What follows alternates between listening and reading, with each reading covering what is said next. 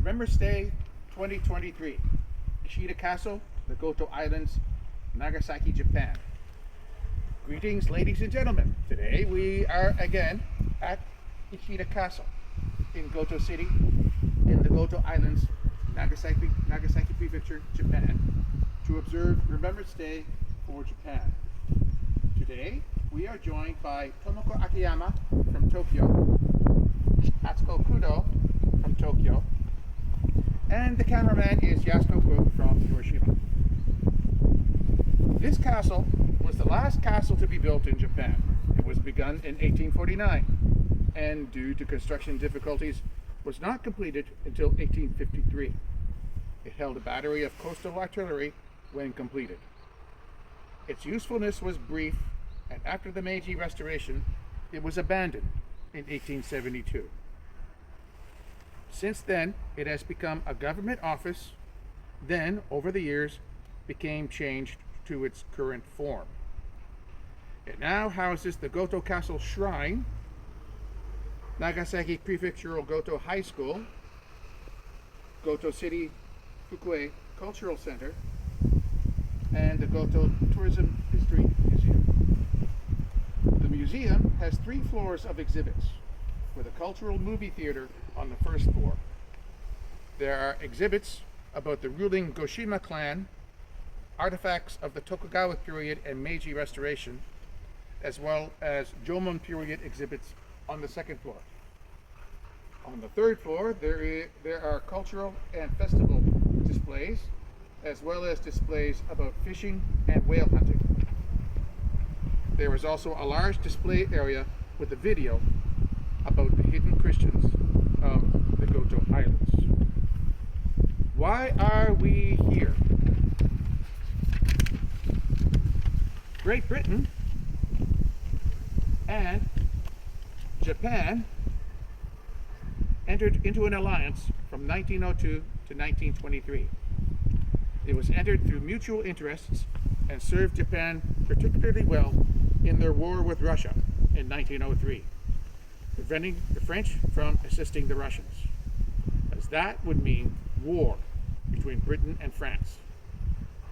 As Japan gained more power in Asia, at this time particularly over Korea, America did not approve of the arrangement, and Australia didn't feel comfortable with it either. Canada would also not approve of it in 1919. Following the First World War, due to Japanese expansion interests. The 553 Treaty, part of the Washington Treaty on Naval Limitations, allowed Japan parity with the great naval powers, Britain and America, as they had to spread their fleets over many oceans. The alliance was ended in 1923 due to conflicting alliance pressures and mutual distrust. In the First World War, however, the alliance was solid and enabled for the Allies to take the German port of Tsingtao, as well as defeat the German East Asia Squadron. The Siege of Tsingtao was the attack on the German port of Qingdao, known then as Tsingtao, in China, during World War I, by Japan and the United Kingdom, with some British Empire forces also involved. When the war in Europe began in August 1914, Britain promptly requested Japanese assistance. A combined Japanese and British Empire force made a short campaign in the autumn of 1914, besieging Qingdao from October 31st and capturing it on November 7th, 1914, thus ending major operations in the Pacific in World War I. This year marks the 80th anniversaries of many battles and campaigns in World War II. In Europe, the greatest tank battle in history, the Battle of Stalingrad, ended on February 2nd, dealing the first major defeat of Nazi Germany and loss of the German 6th Army, Italian 8th Army, and Romanian 4th Army. This ended the Nazi German plans for the seizure of the Caucasus and efforts to seize Russian oil resources. Axis forces lost between 747,300 and 868,374 casualties, including mostly German, but also including Italian, Romanian, and Hungarian troops. The Soviet Union lost 1,129,629 troops.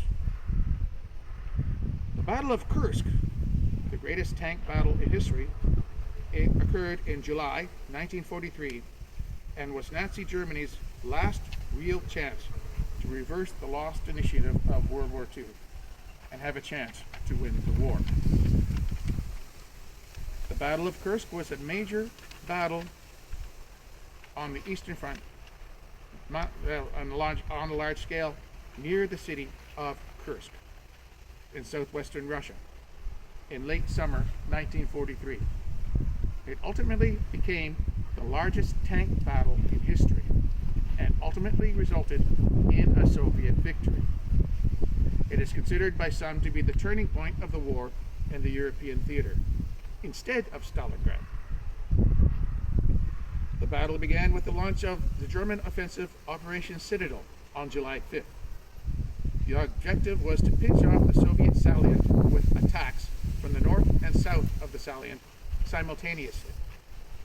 The Soviets knew well ahead of the attack that it was coming and also prepared for it.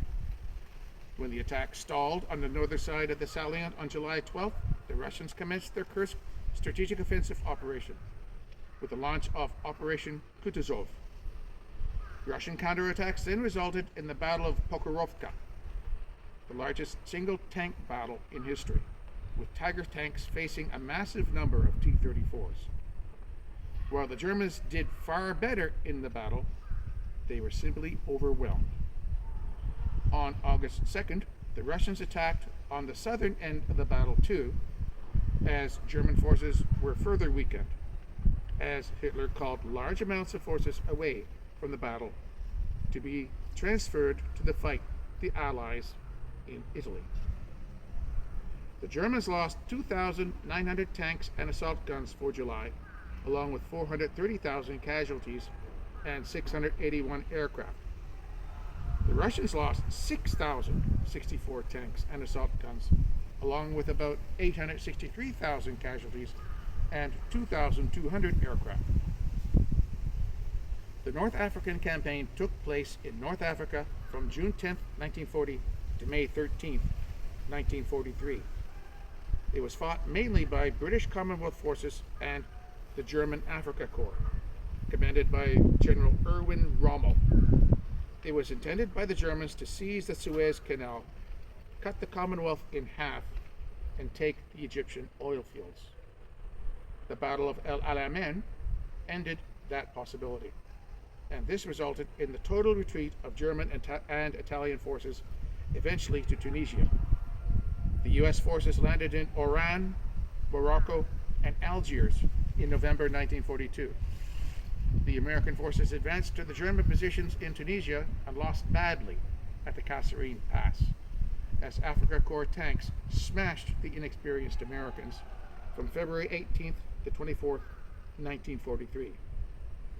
This led to the promotion to command of the American forces, the best general, General George Patton.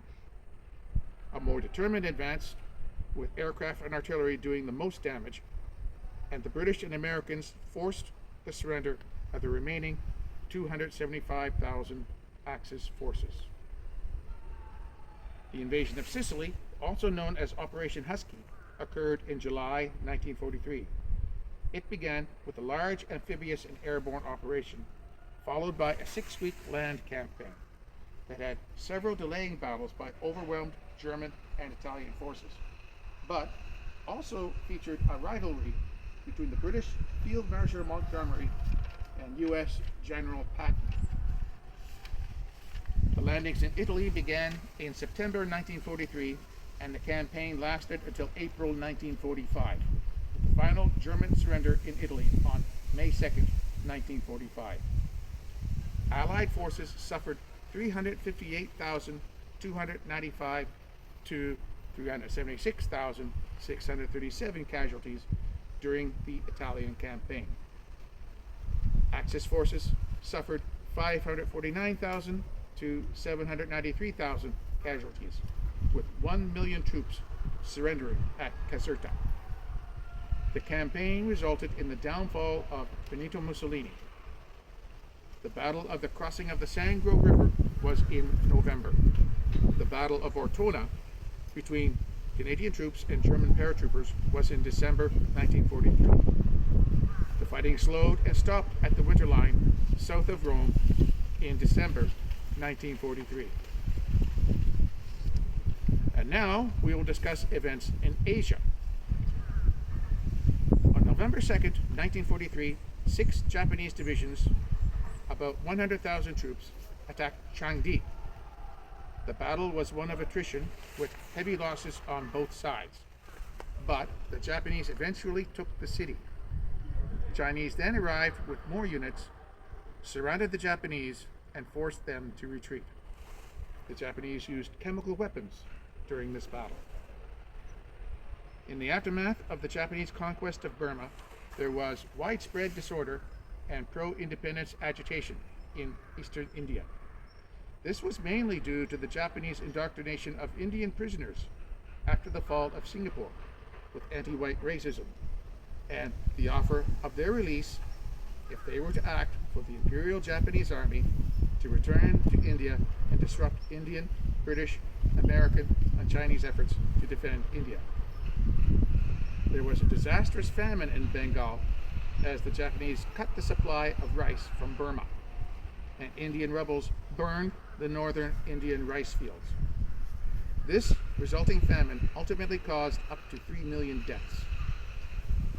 In spite of these and inadequate lines of communication, British and Indian forces attempted limited counterattacks in Burma in early 1943. An offensive in Arakan failed. A long-distance raid mounted by the Chindits under Brigadier Ord Wingate suffered heavy losses, but was publicized to bolster Allied morale. It also provoked the Japanese to mount major offensives themselves in 1944. In August 1943, the Allies formed a new Southeast Asia Command, SEAC, to take over strategic responsibilities for Burma and India from the British India Command under Wavell. In October 1943, Winston Churchill appointed Admiral Lord Louis Mountbatten as its supreme commander. The British and Indian 14th Army was formed to face the Japanese in Burma under the command of Lieutenant General William Slim to face the Japanese in Burma. Its training, morale, and health greatly improved. American General Joseph Stilwell, who was also the deputy commander to Mountbatten and commanded U.S. forces in the China-Burma-India theater, directed aid to China and prepared to construct the Ledo Road to link India and China by land. In 1943, the Thai Thayap Army invasion headed to Xishuangbanna in China, but were driven back by the Chinese Expeditionary Force.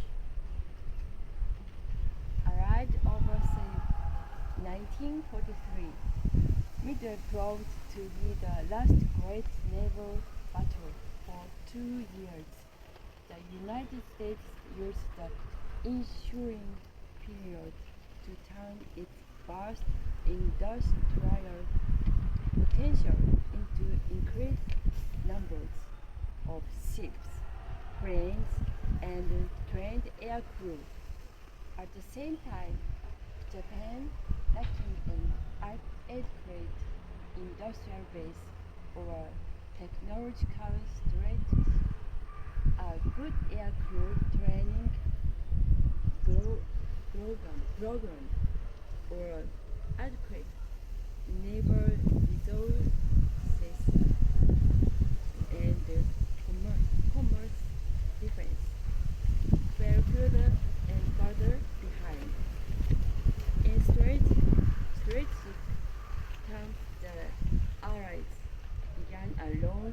went across the Pacific, seizing one island after another. Not every Japanese stronghold had to be captured. Some, like Track, Lava, and Formosa, were neutralized by air attack and bypassed. The goal was to get close to Japan itself, then launch massive strategic air attacks, improve the submarine blockade, and finally, only if necessary, execute an invasion. The U.S. Navy did not seek out the Japanese fleet for a decisive battle, as Mahanian doctrine would suggest, and as Japan hoped. The Allied advance could only be stopped by a Japanese naval attack, which all shortage created by submarine attacks made impossible. Allied offensives on New Guinea and up the Solomons. In the South or Western Pacific, the Allies now seized the strategic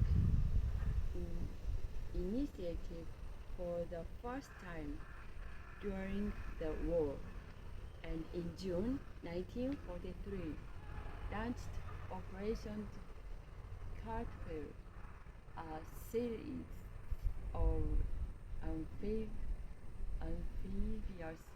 invasions to recapture the Solomon Islands and New Guinea, and ultimately isolate the major Japanese forward base at Laval. Following the Japanese invasions of Salamale in March 1942, Cartwheel began with the Salamale campaign in northern New Guinea in April 1943, which was followed by the New Guinea campaign, in which the Allies used the landing on Lindova, drive on Manda Point, and the Battle of Manda Point to secure a security constructed Japanese airfield at Manda and the rest of New Georgia Islands Group. Landings from September until December secured the territory islands, and landing Allied troops on Tresor, Bougainville, and Cape Dorchester. These landings prepared the way for Nimitz Island hopping campaign towards Japan. Invasion of the Gilbert and Marshall Islands. In November 1943, U.S. Marines sustained high casualties when they overran the 4,500 strong garrison at Tarawa. This helped the Allies to improve the techniques of amphibious landing, learning from their mistakes and implement changes such as thorough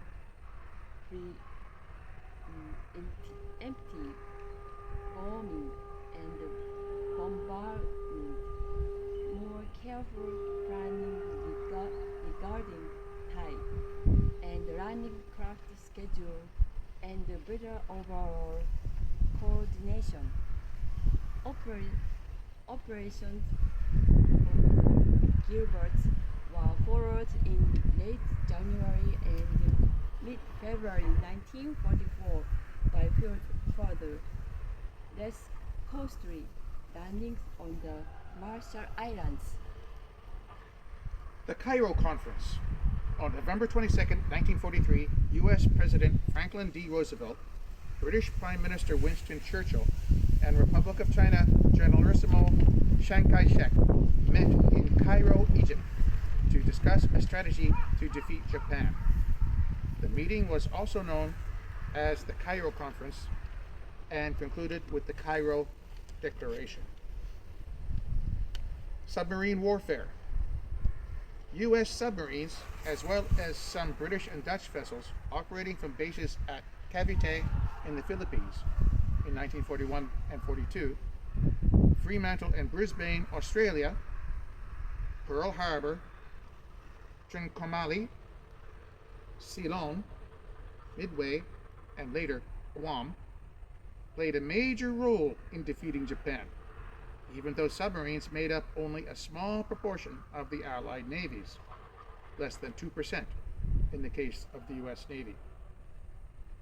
Submarines strangled Japan by sinking its merchant fleet, intercepting many troop transports, and cutting off nearly all the oil imports essential to weapons production and military operations. By early 1945, Japanese oil supplies were so limited that its fleet was virtually stranded. The Japanese military claimed its defenses sank 468 Allied submarines during the war. In reality, only 42 American submarines were sunk in the Pacific due to hostile action, with 10 others lost in accidents or as the result of friendly fire. The Dutch lost 5 submarines due to Japanese attack or minefields, and the British lost 3. American submarines accounted for 56% of the Japanese merchantmen sunk. Mines or aircraft destroyed most of the rest. American submariners also claimed 28% of the Japanese warships destroyed.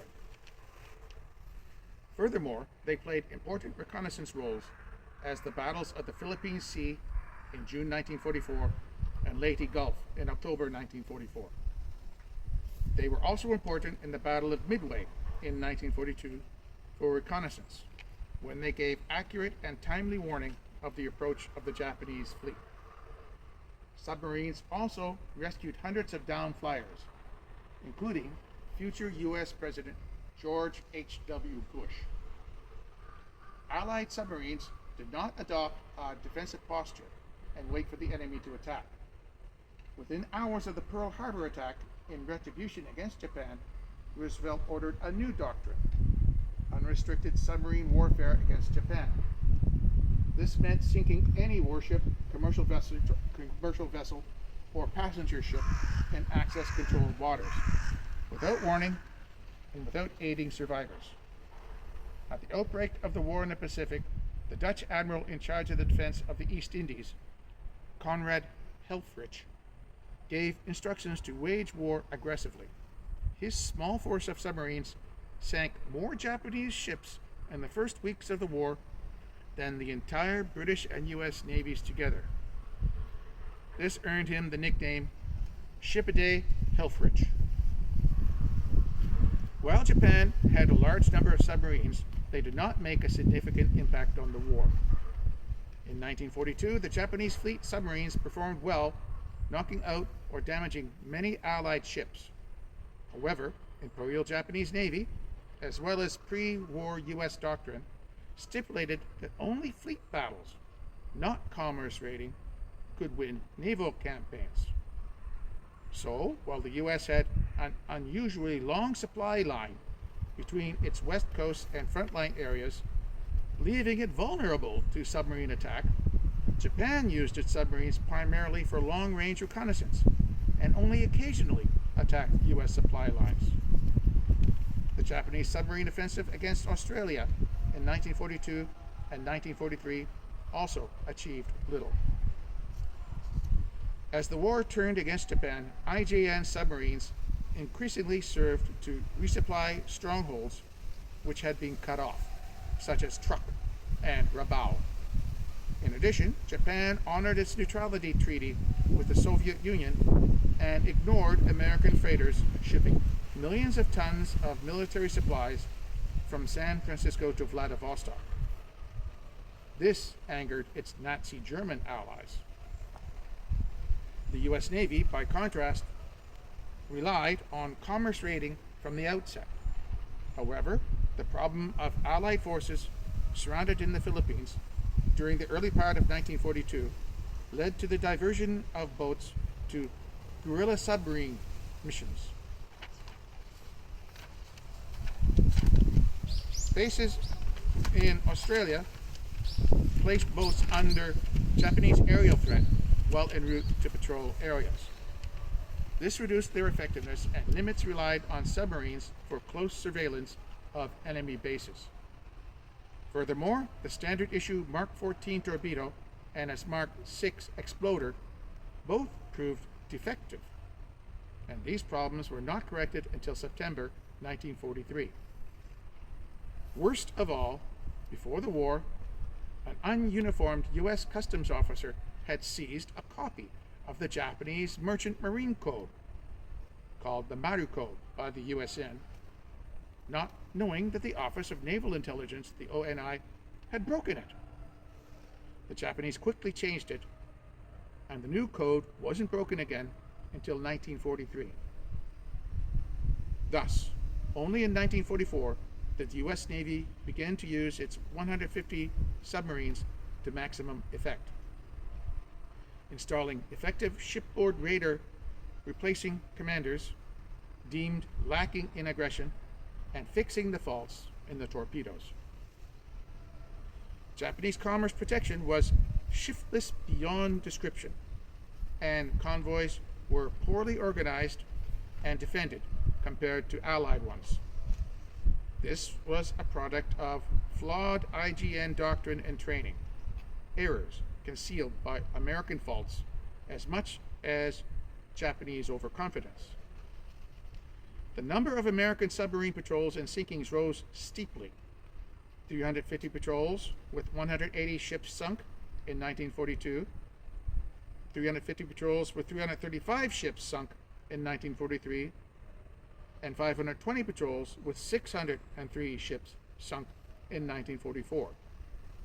By 1945, sinkings of Japanese vessels had decreased because so few targets dared to venture out on the high seas. In all, Allied submarines destroyed 1,200 merchant ships, about 5 million tons of shipping. Most were small cargo carriers, but 124 were tankers, bringing desperately needed oil from the East Indies. Another 320 were passenger ships and troop transports. At critical stages of the Guadalcanal, Saipan, and Leyte campaigns, thousands of Japanese troops were killed or diverted from where they were needed. Over 200 warships were sunk, ranging from many auxiliaries and destroyers to one battleship and no fewer than 8 carriers. Underwater warfare was especially dangerous.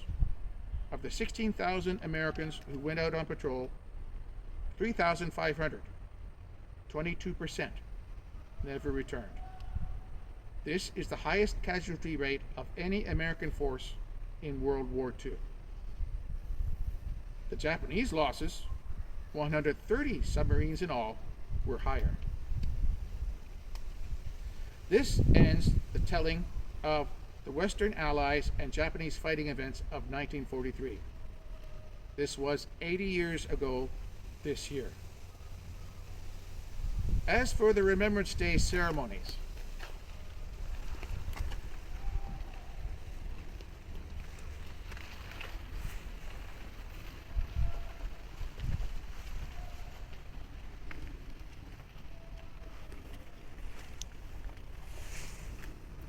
Remembrance Day was first observed in 1919 throughout the British Commonwealth. It was originally called Armistice Day to commemorate the Armistice Agreement that ended the First World War on Monday, November 11, 1918 at 11 a.m. on the 11th hour of the 11th day of the 11th month. From 1921 to 1930, Armistice Day was held on the Monday of the week which November 11 fell. In 1931, this was changed so that the ceremony was only held on November 11th.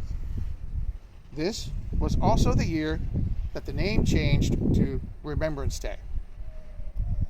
Every year on November 11th, British, Canadians, Australians, and New Zealanders, among other Commonwealth countries, pause for a moment of silence to honor and remember the men and women who have served and continue to serve their countries during times of war, conflict, and peace.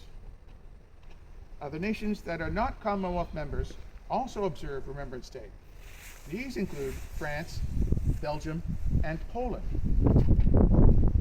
The United States used to commemorate Remembrance Day on November 11th, but that changed in 1951 to Veterans Day in May. The ceremony is usually observed through the marching groups forming up and moving to the local cenotaph. The veterans of the area would lead, then the local serving military, then police, then cadets. They are usually led by a bagpipe band and a color guard, carrying the flags of the country, province, and legion. They may even include the colors of the local reserve regiments. The ceremony includes a church service and a speech in memory of the fallen. The cenotaph is guarded by a few chosen soldiers who, while armed, have no ammunition. A moment of silence is observed for about a minute, then taps is played, either on a trumpet or a bagpipe. The ceremony is then concluded by the laying of wreaths by different groups and families in memory of the fallen. The parade is then marched back to the local Legion Hall for warm soup and coffee. Millions have served and died in battlefields all over the world in service to their countries, God, king, or queen, and the Commonwealth or empire at the time. It is very important to remember their sacrifices and teach the younger generations about why they served. Today, it has become even more important as educational systems seem to be failing in teaching history, for veterans to pass on the stories of those who had gone before us. We must remember our heritage. The poppy is the symbol of Remembrance Day. Replica poppies are usually given for a voluntary donation by the British Legion, Royal Canadian Legion, or the Australia and New Zealand Legions. The proceeds go to assist the surviving veterans of conflicts around the world. The red poppy is the only acceptable color for the poppy, as anything else politicizes the poppy. Remembrance Day is non-political, and the intervention of other colors for political statements is not welcome. The poppy, as a symbol of remembrance, goes back even further than World War I. At the time of the Napoleonic Wars, the graves of soldiers who were buried in Flanders were observed to have these red poppies growing over them. Red is the only color these poppies grow in. We will now recite the poem written by Colonel John McCrae during the Second Battle of Ypres in 1915.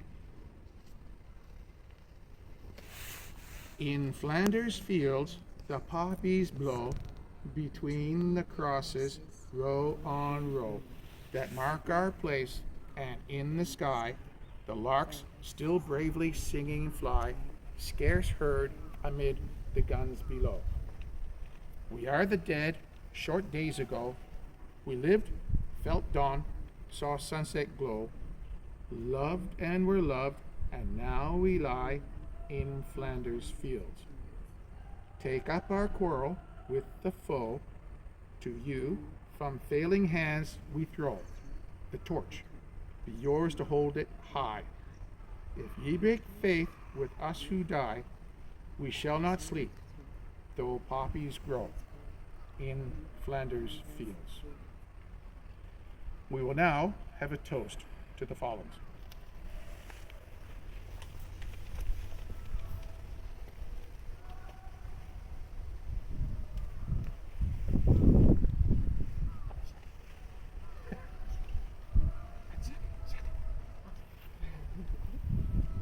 Wait a minute, try mine.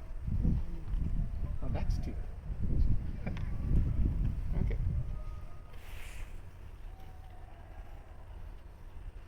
Ladies and gentlemen, to the King, to the American Constitution, and Ray what? Emperor. I.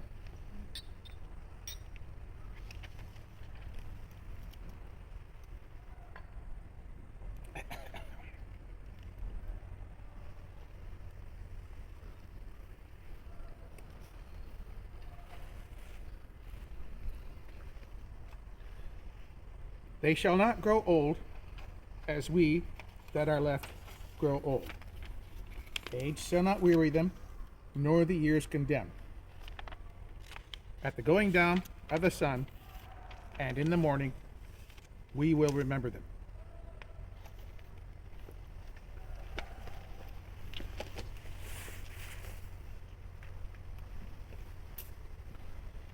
That concludes today's commemorations.